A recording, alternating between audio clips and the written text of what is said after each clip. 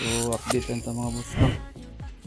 Mo din yung katong order Mati. So DA64W 4x2 automatic turbo sporty. So double auto sliding door. LTO registration direct na sa buyer's name.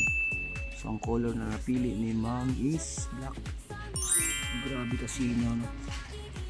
So hindi na naman namin no. So ang setup ani is basic setup lang. So ang yung mags, mo lang yung mags no. Original pero repaint. So ang setup na lang siya fog lamp. Naka sporty grill.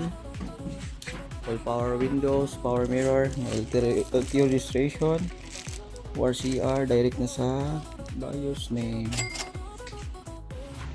So morning back view. Kisame, full BP upholstery, floor matting, naka-captain seat ni siya. Tapos, tangan pa siya mga Android na stereo niya diya. PMS pa. O, nag-testo ko rin.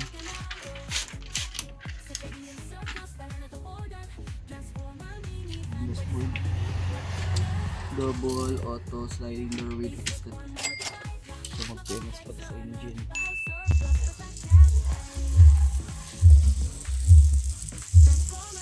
So naman na siya washing no.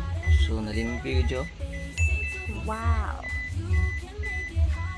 So PMS. So mag-ilis na mi og kanang thermostat, thermocap, radiator cap niya og imong coolant, tapos air filter. So manamig change oil ani, Delugol Ultra gyapon atong gamit. Oil filter, Vic gyapon, C110.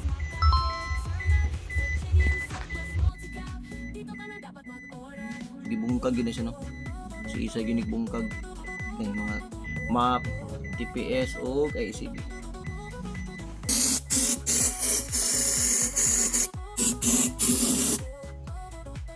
So maning katong mga setup nung 260 lang. Everwagon D64W.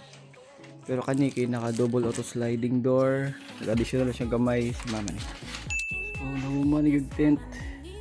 So ang front ani kay magic tent, tapos ang sa kilid niya is ceramic block ug sa likod.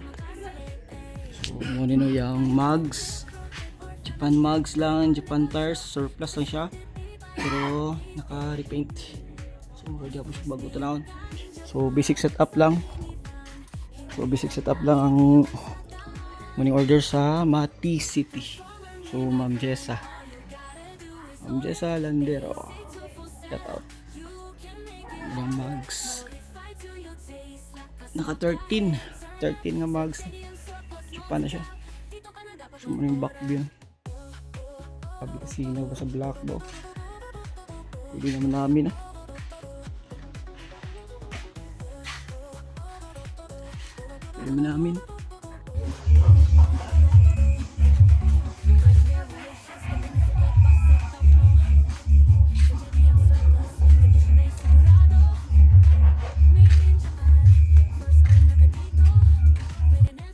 So poster lang ipabot na tani. Update ang tani mga boss. Salamat and God bless.